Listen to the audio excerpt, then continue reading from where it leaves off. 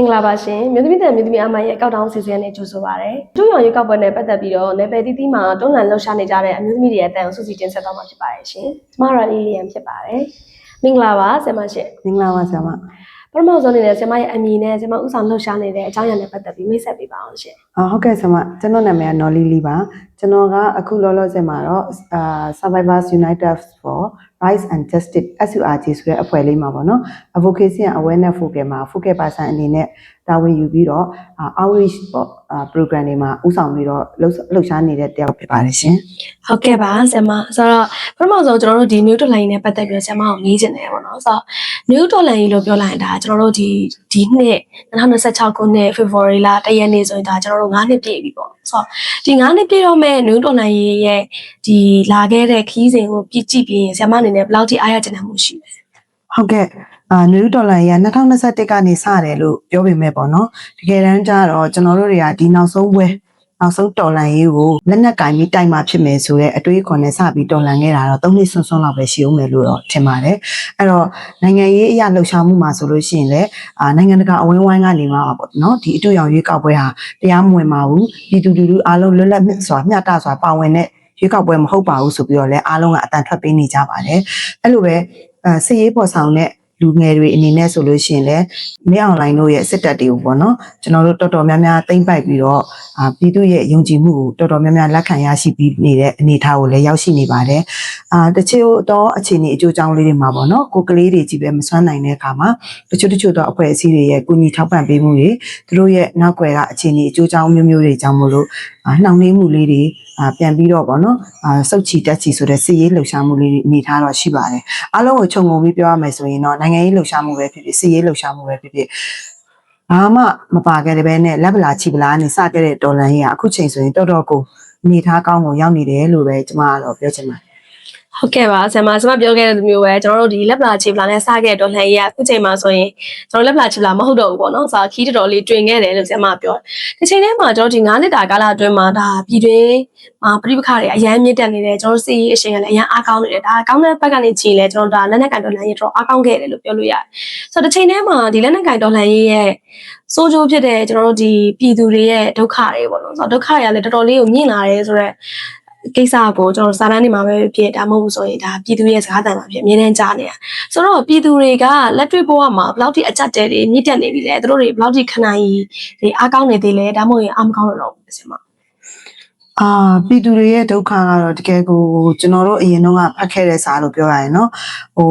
ဖားတကောင်ကိုရေအိုးထဲကိုထည့်ထားပြီးအောက်ကနေမီးကိုဖြည်းဖြည်းချင်းပေးတယ်အဲ့လိုမျိုးပေးတဲ့အခါမှာဆိုရင်ဖားကဒီအပူချိန်ကိုဖြည်းဖြည်းနဲ့မသိဘူးဆိုတော့ပုံမြင်ကျွန်တော်တို့ဖတ်ခဲ့ဘူးတယ်အဲ့ဒါလည်းကျွန်တော်တို့ကိုယ်တိုင်ဖြတ်တန်းခဲ့ရတဲ့အနေအထားပဲဖြစ်တယ်ဒါပေမဲ့ဒီခေတ်ပြည်သူတွေကကြတော့ရေအေးထဲမှာထည့်ထားတဲ့ဖားမဟုတ်တော့ဘဲနဲ့လုံးဝကိုပေါ့နော်ငကိုကနေကပွက်ပြီးသားရေနွေးအိုးထဲမှာထည့်ထားတဲ့ဖားတကောင်ရဲ့အခြေအနေမျိုးကိုကြုံကြိုက်နေရတယ်ပြည်သူတွေရဲ့ခံနိုင်အားကတော့ဘလို့ပဲအခက်အခဲတွေကြုံလာအခုချိန်ထိတော်လှန်ရေးဘက်ကနေမှစိတ်မလျှော့ပဲနဲ့ရက်တည်နေကြတာကိုလည်းတွေ့ရသေးတယ်ပေါ့နော်အနည်းဆုံးတော့ကျွန်တော်တို့တွေကပြည်သူတွေပါဝင်နိုင်တဲ့ campaign မျိုးတွေအတန်တိတ်တပိတ်မျိုးတွေပန်းပန်တပိတ်မျိုးတွေဆိုရင်ပြည်သူတွေမတွတ်မဆုတ်ခိုင်းတဲ့ကိုခုချိန်ထိပါဝင်လာတာကိုကြည့်ရရင်ပေါ့နော်ပြည်သူတွေရဲ့အားပေးထောက်ခံမှုကအခုချိန်ထိရာနှုန်းပြည့်နှီးပါရှိနေသေးတယ်လို့လည်းယုံကြည်ပါတယ်အခက်အခဲကတော့ကျွန်တော်တို့ရှစ်လေးလုံးမှာလည်းကြုံနေရတယ်လीနော်ပြည်သူတွေနိုင်ငံရေးတွေကိုစိတ်ဝင်စားအောင်စီးပွားရေးလူမှုရေးတွေကိုအဖက်ကနေမျိုးစုံနဲ့ကြက်တဲအောင်အဆင့်လေးနဲ့ဖိနှိပ်ချုပ်ချယ်ထားတာတွေအများကြီးကြောင့်မို့လို့လဲအခက်အခဲတွေနဲ့ရင်ဆိုင်နေရတယ်တိုက်ပွဲပေါ်ဆောင်မှုဒေသတွေအများများလာတဲ့အတွက်စစ်ဆောင်ရတဲ့ပြည်သူတွေရဲ့ဒုက္ခတွေလည်းအများကြီးမားလာတယ်အခုဆိုရင်စက္ကစဘက်ကနေပေါ့နော်တိုက်ပွဲဖြစ်တဲ့နေရာမှာမဟုတ်ဘဲနဲ့ပြည်သူတွေကိုပဲရွေးပြီးတော့တပ်ဖြတ်နေတာမျိုးတွေလည်းကြုံတွေ့နေရတဲ့အခါမှာပြည်သူတွေရဲ့အခက်အခဲကတော့ဘယ်လိုစကလုံးမျိုးနဲ့မှဖော်ပြလို့မရနိုင်အောင်ကိုတော်တော်ကျင်းနေချက်ထဲရောက်နေတယ်ဒါပေမဲ့ဒီလောက်ခက်ခဲနေတဲ့ကြားကပြည်သူတွေရဲ့စိတ်မလျှော့တာကိုလည်းကျွန်တော်တို့မြင်တွေ့ရတယ်လို့ယုံကြည်ထားပါတယ်ဆရာမပြောတဲ့အထဲမှာကျွန်တော်စကားတစ်ခုကြားရတယ်စကားတစ်ခုသတိရသွားတာပေါ့နော်ဆိုတော့ကျွန်တော်တို့ကြုံနေရတဲ့ဒုက္ခဆိုတာကပြိပခါကြောက်ဆိုတာလည်းဟုတ်တယ်တစ်ချိန်တည်းမှာကျွန်တော်တို့တွေဒါကမဲမိတ်ဖြစ်တယ်ပေါ့နော်ဆိုတော့စစ်ကော်မရှင်တွေကသို့မဟုတ်ဒီစစ်အာဏာရှင်အုပ်စုတွေကတမိတကာကိုဒီဒုက္ခနဲ့ပြည်သူတွေကိုတမိတကာပြည်သူတွေဒုက္ခရောက်အောင် ကြံစီထားတယ်ဆိုတာဆရာမကပြောသွားတယ်ဆိုတော့ဒါကလည်းကျွန်တော်တို့လက်တွေ့မှာလည်းအများအားခံစားနေရတဲ့ကိစ္စဆိုတော့လေနောက်တော့ဆရာမကိုမေးချင်တာကကျွန်တော်တို့ခဏမျိုးစစ်ကော်မရှင်ကပဲဖြစ်ဒီစစ်အုပ်စုတွေကပဲဖြစ်ပြည်သူတွေကိုဒုက္ခရောက်အောင်သွင်းခဲ့တဲ့သူတွေဖြစ်တယ်တစ်ချိန်တည်းမှာပဲဒီအကြောင်းပြချက်ပြည်သူတွေကအချက်တဲရောက်နေပြီဆိုတော့အကြောင်းပြချက်နဲ့ပဲရွေးကောက်ပွဲကိုလုပ်ဖို့အတွက်စ조사နေကြတယ်ပေါ့နော်ဆိုတော့အထူးအောင်ရွေးကောက်ပွဲကိုလုပ်ဖို့အတွက်စ조사နေတဲ့ဒီအပြောင်းလဲကမြန်မာနိုင်ငံအတွက်ထွက်ပေါက်လားထောင်ချောက်လားဆင်မဆင်မစဉ်းစားကြမလို့တဲ့မိကုံးမပြောပြရစီနော်ဒါဘယ်လိုလုံးမှမြန်မာနိုင်ငံအတွက်ထွက်ပေါက်လုံးဝမဖြစ်နိုင်ပါဘူးဒါကသူတို့ထွက်ပေါက်ရဖို့ရအတွက်ထောင်ချောက်ဆင်ထားတဲ့ထောင်ချောက်တစ်ခုပါမြန်မာပြည်သူတွေကိုစကလုံးလှလှလေးတွေတုံးပြီးတော့သူတို့လုံနေပေမဲ့လို့တကယ်သူတို့လုံရက်တွေကိုကျွန်တော်တို့ရင်တွေ့နေရတယ်နော်သူတို့ရဲ့ရွေးကောက်ပွဲဝင်ရမယ့်ပါတီတွေဆိုရင်လည်းသူတို့စိတ်ကြိုက်ရွေးချယ်ထားတယ်ပြည်သူဘက်ကရွေးကောက်တင်မြှောက်ထားတဲ့ပါတီတစ်ခုမှမရှိဘူးပြည်သူရဲ့အားအပြည့်အဝရထားတဲ့ပါတီတွေကိုဆိုလဲလုံးဝပယ်ဖြတ်ထားတယ်အဲ့လိုမျိုးနီးမျိုးစုံနဲ့ကန့်သက်ထားတယ်ပြီးရင်သူတို့ရဲ့ပါတီနဲ့ပတ်သက်တယ်ဆိုလဲဒီအခုတလောဆိုရင် Facebook ပေါ်မှာသတင်းတွေကြားမှာပေါ့နော်ရန်ဖြင်းနဲ့မတော်တဆသူတို့ဗုတ်ပြားကိုပေါက်မိသွားလို့ပြဲသွားတာမျိုးကအစပြီးတော့သူတို့ဗုတ်ပြားထောင်ရင်းနဲ့လေးတိုက်လို့လဲသွားလို့ရီမိတာအစပြည်သူတွေကိုလုံးဝကိုနော်ဒီရွေးကောက်ပွဲနဲ့ပတ်သက်ပြီးသူတို့မှာအရင် sensitive ဖြစ်နေတယ်ဆက်ဆက်ထိမခံဖြစ်နေတဲ့ခံစားချက်တွေကိုကြည်ကျင်အားဖြင့်သူတို့ကိုသူတို့မလုံနေတဲ့အရာဆိုတာသိတာနေတယ်ပေါ့နော်ဆမပြောသွားသလိုထွက်ပေါက်လည်းဟုတ်တယ်ထောင်ချောက်လည်းဟုတ်တယ်ဒါပေမဲ့ထွက်ပေါက်ကသူတို့တို့ထွက်ပေါက်ဖြစ်ပြီးတော့ကျွန်တော်တို့ထောင်ချောက်ဖြစ်နေတယ်ဆရာမကပြောသွားတယ်ပေါ့နော်ဆိုတော့ကျွန်တော်ရွေးကောက်ပွဲနဲ့ပတ်သက်ပြီးတော့ဆရာမကိုနည်းနည်းလေးထပ်ပြီးတော့သိချင်တယ်ပေါ့နော်ဆရာမကနေအမြင်ကြားချင်တဲ့ကိစ္စကကျွန်တော်ရွေးကောက်ပွဲလို့ပြောလိုက်ပြီးဆိုရင်ကျွန်တော်တို့ပဲဖြစ်ဖြစ်ဒါမှမဟုတ်နိုင်ငံတကာပဲဖြစ်ဒါရွေးကောက်ပွဲဆိုဒီမိုကရေစီရဲ့လမ်းစာလို့အမြဲတမ်းယုံကြည်ထားခဲ့ကြတယ်ပေါ့နော်ဆိုတော့ရွေးကောက်ပွဲနဲ့ဒီမိုကရေစီနဲ့ဘယ်လိုထပ်တူကြလဲဆရာမအခုဒီစစ်ကောင်စီရဲ့ရွေးကောက်ပွဲကိုလားဆရာမပုံမှန်အားဖြင့်ရွေးကောက်ပွဲနဲ့ဒီမိုကရေစီကဘယ်လောက်ထိဒီထပ်တူညီမှုရှိလဲပေါ့နော်အဲ့ဒါကကျွန်တော်တို့နိုင်ငံရဲ့ဒီမိုကရေစီလမ်းကြောင်းကရှောက်လန်းလာတဲ့ခရီးလေးကအရန်တုံလုံးနေပေါ့နော်တုံလုံးတဲ့ကာလအတွင်းမှာလည်းတက်နိုင်သလားအခွင့်အရေးများများနဲ့ပြည်သူလူထုအမြင့်ကျယ်ကျယ်နဲ့ပါဝင်နိုင်အောင်လဲလုပ်ပေးခဲ့တဲ့အတွက်ကျွန်တော်စိတ်ထင်တော့အဆင်ပြေခဲ့တဲ့လမ်းကြောင်းတစ်ခုလို့လည်းယူဆရတယ်ပေါ့ဒါပေမဲ့အခုရွေးကောက်ပွဲလောက်တာကြတော့ပြည်သူတွေတကယ်ပွင့်လင်းမြင်သာမှုရှိစွာပါဝင်ခွင့်မရတာတွေရွေးကောက်ပွဲနဲ့ပတ်သက်ပြီးတော့ဖမ်းဆီးနှိပ်စက်ထောင်ချစသဖြင့်မတရားဥပဒေတွေထုတ်တာတွေအခုနပြောသလိုပဲပါဝင်ရှင်ပြိုင်ရမယ့်ရွေးကောက်ခံကိုယ်စားလှယ်တွေရဲ့အည်သွေးအည်ချင်းတွေရဲ့နောက်ပြီးတော့သူတို့နဲ့မျက်နှာချင်းဆိုင်လို့ခံစားရတဲ့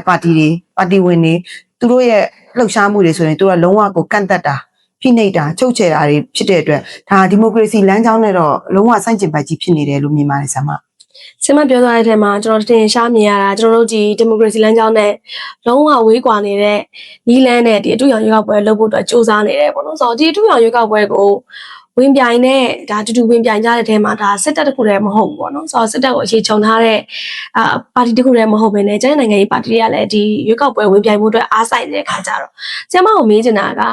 သူတို့တွေပြောနေတဲ့စကားထဲမှာအတူရောင်ရွေးကောက်ပွဲစာဟုတ်တယ်ပေါ့နော်ဆိုတော့ပြေဝဒီမိုကရေစီပြေဝတဲ့ရွေးကောက်ပွဲတော့မဟုတ်ပေမဲ့ဒါကဒီမိုကရေစီလမ်းကြောင်းအတွက်လမ်းကြောင်းသွားရလမ်းကြောင်းအတွက်လမ်းစာဖြစ်နိုင်တယ်ဆိုတော့ပြောတယ်တစ်ချိန်တည်းမှာဒါစစ်ပွဲတွေပေါ့နော်ဆိုတော့ကျွန်တော်နိုင်ငံမှာဒီလက်ရှိနိုင်ငံကတော်လှန်ရေးတွေကိုလည်းတန်းတာတစ်ခုထိစစ်ပွဲတွေကိုရော့အောင်လုပ်ပေးနိုင်တယ်ဆိုပြီးတော့ဒါနိုင်ငံရေးပါတီတွေကမဲဆွဲတဲ့အချိန်မှာအများကြီးပြောတယ်ပေါ့နော်ဆိုတော့ကျမအနေနဲ့ရောဒီအတူရောင်ရွေးကောက်ပွဲကမြန်မာနိုင်ငံမှာဖြစ်နေတဲ့ဒီလက်နက်ကင်တော်လှန်ရေးကိုအရှိန်လျှော့ချနိုင်မယ်လို့ထင်လားပေါ့သူတို့ကရွေးကောက်ပွဲကျင်းပလိုက်လို့သူတို့ကိုသူတို့တရားဝင်အစိုးရအနေနဲ့ရပ်တည်သွားနိုင်မယ်လို့သူတို့မျှော်လင့်ထားပုံကြပါတယ်ပေါ့နော်တရားဝင်အစိုးရဖြစ်လာခြင်းမဖြစ်လာခြင်းကတော့အခုလက်တလုံးမှာ2025အတွင်းမှာပဲပေါ့နော်နိုင်ငံတကာအဖွဲ့အစည်းအသီးသီးကနေမှာကျွန်တော်အဖွဲ့အစည်းတွေရဲ့နာမည်တွေကိုတော့ကောင်းကောင်းမမှတ်မိတော့ဘူး2025ဖေဖော်ဝါရီမှာတခါ2025စက်တင်ဘာမှာတခါ2025အောက်တိုဘာမှာတခါ2025နိုဝင်ဘာမှာတခါကမ္ဘာနိုင်ငံအသီးသီးရဲ့အစည်းအဝေးအသီးသီးပေါ့နော်အာဆီယံအပါအဝင် UN လိုမျိုးအဖွဲ့အစည်းတွေအသီးသီးမှာသူတို့ရဲ့ရွေးကောက်ပွဲကလုံးဝတရားမဝင်ပါဘူးလို့ပြောပြီးတော့ကျွန်တော်တို့မြန်မာပြည်သူတွေဘက်ကနေထောက်ခံတာတွေတွေ့ရတယ်ပေါ့နော်အဲ့တော့မြန်မာပြည်သူတွေစီကထောက်ခံချက်လည်းမရတဲ့အပြင်ကမ္ဘာနိုင်ငံအသီးသီးကထောက်ခံချက်လည်းမရထားတဲ့အတွက်တကယ်တော့ဒီရွေးကောက်ပွဲကလုံးဝကိုဘောင်းဝင်မနေဘူးပေါ့နော်အဲ့တော့သူတို့ကိုနိုင်ငံတကာလည်းအတိမတ်ပြုတ်ပြီးတော့ဆက်ဆံမှလည်းမဟုတ်နေဘူးလို့ယုံကြည်ထားပါတယ်အဲ့ဒီအတွက်ကြောင့်မလို့သူတို့ရဲ့စူးစမ်းမှုတွေဒီအချင်းကြီးဖြစ်မယ်လို့ယုံကြည်ပါတယ်။ဘာဖြစ်လို့လဲဆိုတော့ပြည်သူတွေကဒီရွေးကောက်ပွဲကိုလုံးဝလက်မခံနိုင်တဲ့အတွက်စစ်ပွဲတွေကငြိမ်းချမ်းသွားမယ်၊ရက်စဲသွားမယ်လို့တော့ကျွန်တော်မထင်ထားပါဘူးဆရာမ ဟုတ်ကဲ့ပါဆရာမဆိုတော့ဒီရွေးကောက်ပွဲမှာဆရာမပြောသလိုပဲဒီရွေးကောက်ပွဲကြောင့်ကျွန်တော်တို့တွေဒီနိုင်ငံတကာတွေကနေသူတို့ကမျက်နှာပန်းပြဖို့အတွက်ပြောနေတဲ့စကားလုံးတွေကတကယ်တော့လိမ်ညာမှုဖြစ်နေတယ်ဆိုတာဆရာမပြောတဲ့အထဲမှာကျွန်တော်ကြားရတယ်ပေါ့နော်ဆိုတော့ဆရာမကိုထပ်ပြီးတော့မေးချင်တာကစစ်လော်ဘီတွေကအများအားပြောတဲ့စကားရှိတယ်ခင်ဗျားတို့ဆက်နာသိမ်းတော့လဲဆန့်ကျင်ကြအခုရွေးကောက်ပွဲလုပ်မယ်ဒီမိုကရေစီလမ်းကြောင်းပြန်သွားမယ်ဆိုတော့လဲခင်ဗျားတို့ဆန့်ကျင်ကြတယ်ဆိုတော့ခင်ဗျားတို့လိုချင်တာပါလဲဆိုတော့မိကုန်ထုတ်ဆိုတော့ကျွန်တော်တို့လိုချင်တဲ့အတိုင်းပြည်ကျွန်တော်လိုချင်တဲ့နိုင်ငံရေးစနစ်ဆိုတာဘယ်လိုပုံစံမျိုးလဲဆရာမဆမရွေးကောက်ပွဲတော့လုပ်ဖို့လိုအပ်တယ်ဒါပေမဲ့ရွေးကောက်ပွဲမှာပွင့်လင်းမြင်သာမှုရှိစွာတရားမျှတမှုရှိစွာပြည်သူရွေးကောက်ထားတဲ့ပြည်သူတကယ်ကိုပေါ့နော်ဆန္ဒရှိထားတဲ့ပါတီတွေပါတီဝင်တွေပြန်ပြီးတော့ပါဝင်ရှင်ပြိုင်ခွင့်တွေမရဘဲနဲ့ဒီရွေးကောက်ပွဲကအလကားရွေးကောက်ပွဲဖြစ်နေတယ်လीเนาะအဲ့တော့သူတို့ကစကလုံးနဲ့ပဲရွေးကောက်ပွဲလုပ်တာတကယ်လက်တွေ့လုပ်ရက်တွေကဒီမိုကရေစီဆန်တဲ့လုပ်ရက်တွေလုံးဝဖြစ်မနေတာကိုလည်းတွေ့ရတယ်ပေါ့နော်အဲ့ဒါကြောင့်မို့လို့ဒါကတော့ကျမအနေနဲ့ကတော့လုံးဝစန့်ကျင်ပါတယ်လို့တကယ်ပြောရရင်စန့်ကျင်တယ်ဆိုတဲ့စကားကိုပြောရတာမှပြည်သူတွေရဲ့အာမန်အတန်ပါတယ်ဆိုတဲ့အနေနဲ့ဒါလှုပ်ရှားရတာသူတို့ကိုအဖက်လုပ်ပြီးတောင်ပြောနေဖို့မတန်ဘူးလို့ခံစားရတယ်ဆရာဆရာမပြောတဲ့အထဲမှာဆိုဒါကျွန်တော်တို့လိုချင်တဲ့ကိစ္စရှင်းရှင်းလင်းပြောတာပဲเนาะကျွန်တော်တို့ရက်သားအစိုးရကိုပဲတီးခြားလိုချင်တယ်ကျွန်တော်စစ်တပ်အုပ်ချုပ်နေတဲ့အတိုင်းပြည်မလိုချင်တော့ဘူးဆိုတာဆရာမပြောသွားဆိုတော့စစ်တပ်အုပ်ချုပ်နေတဲ့အတိုင်းပြည်ကတိုင်းပြည်ဆိုရင်ကျွန်တော်တို့ဒီအတွေ့အကြုံရွေးကောက်ပွဲကစစ်တပ်အုပ်ချုပ်မဲ့တိုင်းပြည်ဖြစ်လာဖို့အတွက်ပို့ပြီးတော့တရားဝင်မှုပေးဖို့အတွက်စ조사နေကြတယ်ဆိုတာလေဒီလိုမျိုးတရားဝင်မှုပေးဖို့အတွက်စ조사နေတဲ့အတွေ့အကြုံရွေးကောက်ပွဲနောက်ပိုင်းမှာဆိုရင်ဘာဆိုးကျိုးတွေဆက်ပြီးတော့ရှိလာနိုင်အရင်ဆုံးတေချာပေါက်ကတော့အခုနေထားမှာတော့ကျွန်တော်တို့လူသားတယောက်ရတင်ရတိုက်တဲ့အခွင့်အရေးဆိုတာနားမလည်တော့တဲ့အနေထားရောက်သွားတယ်เนาะငါတို့ရမယ့်အခွင့်အရေးတွေကဘာတွေလဲဆိုတာကို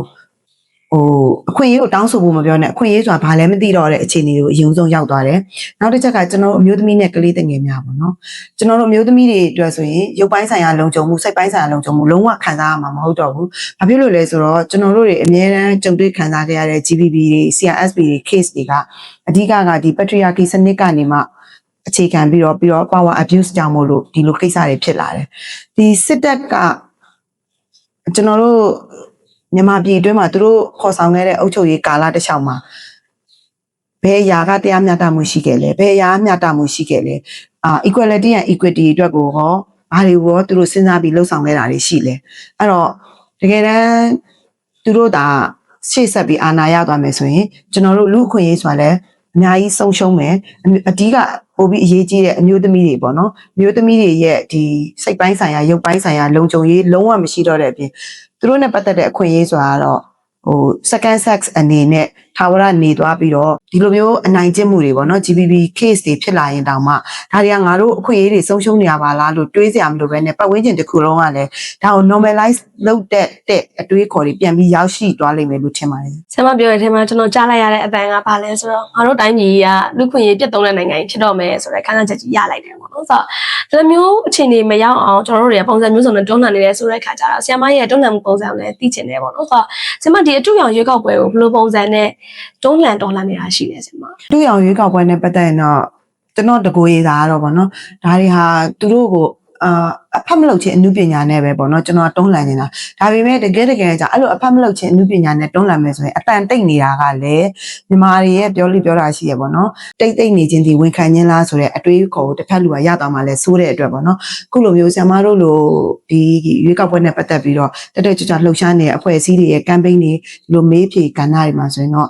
ကျွန်တော်သိတဲ့အပိုင်းကျွန်တော်ဖြေနိုင်တဲ့အနေအထားအနေဆိုရင်တော့ကျွန်တော်သိတဲ့လောက်ကိုပြန်ပြီးတော့ဖြေတာမျိုးပေါ့နော်ဝေငှတာမျိုးကျွန်တော်ပတ်ဝန်းကျင်မှာရှိတဲ့လူတွေကို sharing လုပ်တာမျိုးဒါနဲ့ပတ်သက်ပြီးတော့အများအားစူးစမ်းပြီးတော့လှုပ်ဆောင်နေပါတယ်ဆရာမ